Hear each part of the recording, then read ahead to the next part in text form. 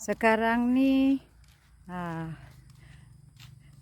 aku punya bestie sedang berlenggang untuk upacara menebang pokok pisang, tetapi mereka telah terlihat nanas.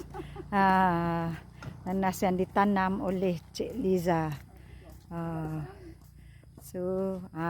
Inilah cara-cara orang kampung mengambil buah pisang.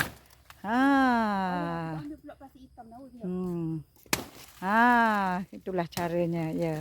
Lepas diambil buahnya, batang mesti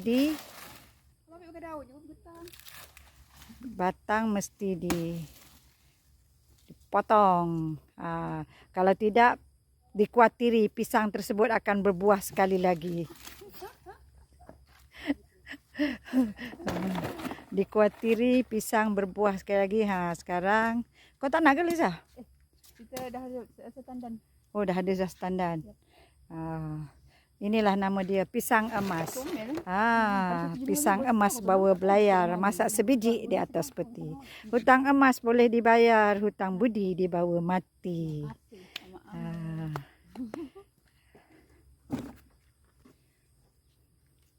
Pisang merah aku nampak dekat tepi jalan ni. Merah. Khusus selepas rumah Hatan Kulo itu. Tak tahu bunyi. Bain punya.